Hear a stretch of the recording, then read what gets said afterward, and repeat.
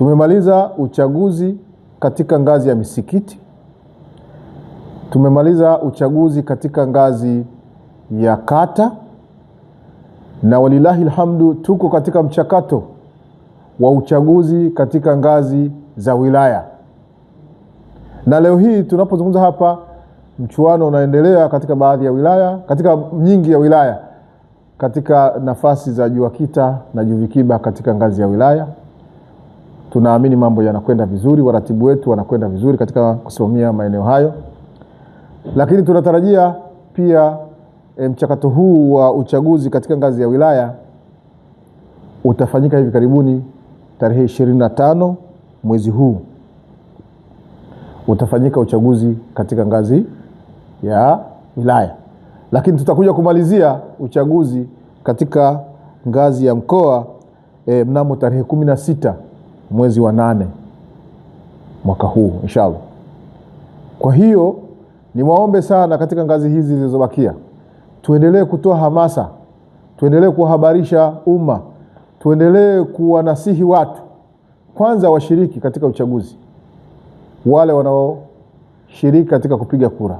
Lakini la pili, wale ambao bado wanania kugombea na kuchukua nafasi mbalimbali katika baraza, basi na wenyewe waendelee kuchukua fomu katika ngazi zile ambazo tuko nazo katika wakati huu, ngazi ya wilaya na ngazi ya mkoa, katika nafasi za uongozi katika BAKWATA, baraza la mashehe, halmashauri za wilaya, wenye viti wa wilaya, lakini jumuiya za kina mama na vijana.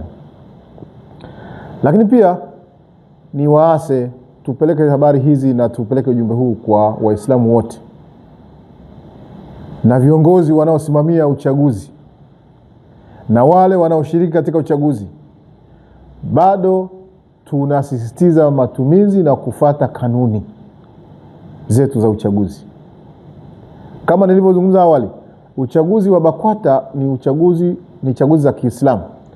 Ni mfumo unaotumika katika kuwapata viongozi, lakini sio mfumo wa kupiga kampeni na kupigana vikumbo katika nafasi mbalimbali.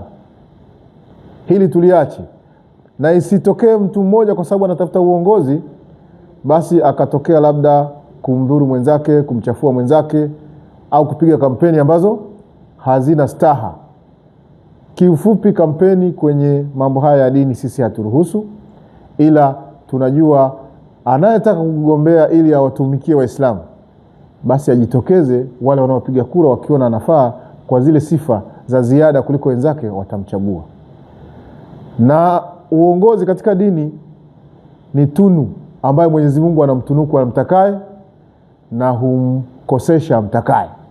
Ukigombania nafasi kwa hila, ukitaka nafasi kwa mabavu, ukitaka nafasi kwa nguvu, utapewa na utaipata, lakini Mwenyezi Mungu hatakupa baraka zake katika uongozi wako, mwisho utafeli katika uongozi huo. Lakini ukiuendea uchaguzi kwa hekima na busara, Mwenyezi Mungu atakuonyesha katika njia za kupata uongozi ule, basi hata katika uongozi wako atakusaidia katika kuongoza na kufanya mafanikio makubwa katika dini. Kwa hiyo tuzingatie miiko, tuzingatie kanuni, lakini tuwe na ikhlas katika kazi zetu wakati tunaendea haya mambo ya uchaguzi.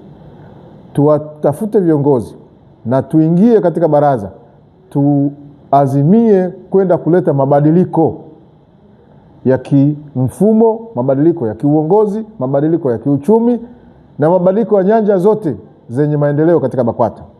Tuna viongozi wetu wengi ambao wametufikisha hapa tulipo leo katika BAKWATA hii, ambao leo tunaiona nzuri. Tunawashukuru, lakini wengine ambao watakaweza kuendelea tunawashukuru na wenyewe waendelee.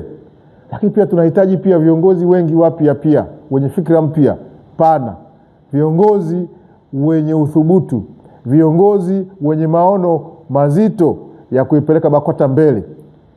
Basi tuchukue fursa hii kuhakikisha kwamba tunapata viongozi wengi ambao pengine kwa sababu yao BAKWATA itakuwa inaboreka na itakwenda mbele zaidi, na itakuwa ni BAKWATA ya kuwatumikia Waislamu, sio viongozi wa kuja kujinufaisha katika baraza. na tufahamu kwamba baraza lipo, lakini viongozi wakiwepo ndio watakaotumikia baraza na baraza liwe na manufaa makubwa sana. Lakini dhamira ya kiongozi yoyote ambaye anatakiwa katika baraza ni yule ambaye ana moyo wa kujitoa na kujitolea katika baraza. Lakini pia yule anayekuja kulitumikia baraza sio anayekuja yeye baraza limtumikie na limnufaishe. Aje kiongozi ambaye atalinufaisha baraza leo na kesho katika kipindi hiki ambacho tunacho.